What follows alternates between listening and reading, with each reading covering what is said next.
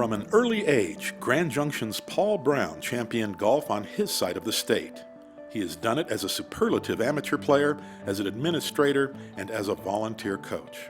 Overcoming bone disease as a child, Paul dominated golf on the Western Slope for 20 years, first as a standout at Fruita Monument High School, and then at the University of Arizona, where he earned second-team All-Pac-10 honors.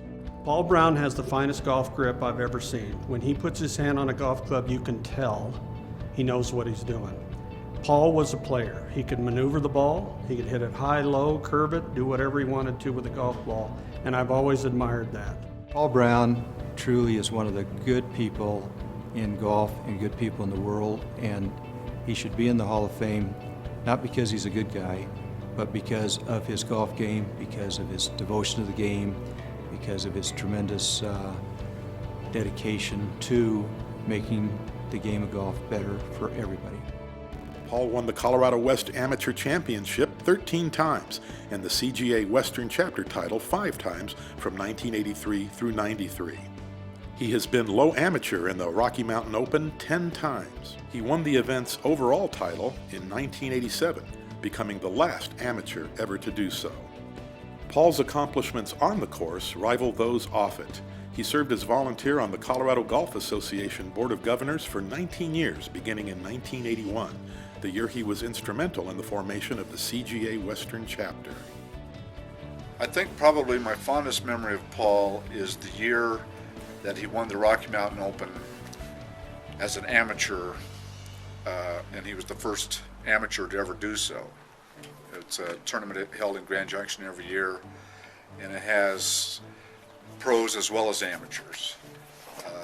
But obviously, no amateur prior to Paul had ever won that tournament, and I think that at least at the time, he would probably say also that that might have been his greatest achievement to that date anyway.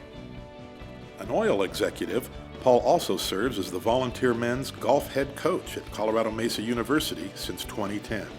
He led a team of walk-ons to the school's first NCAA Division II Super Regional berths in 2011 and 2012.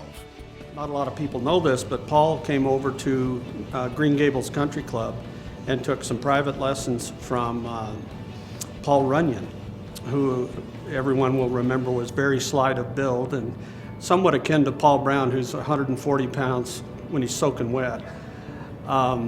But Paul Runyon was probably known as the best short game player in the professional during his era.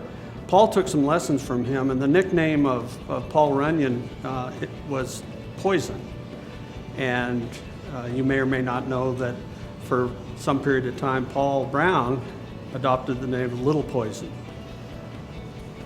And I think that speaks volumes about the quality of the guy's short game. The memories of Paul Brown are this: he always played in a manner that you didn't really notice. But when you got out in the fairway, he was always 20 yards ahead of you. When you got to the green, he was always 5 feet closer to the hole, and he never missed a putt. And the memory of Paul is a global memory of how fine he plays even today. He also started the Colorado Mesa University Golf Foundation to raise money for scholarships. It gives the Board of Directors great pleasure to welcome Paul Brown into the Colorado Golf Hall of Fame.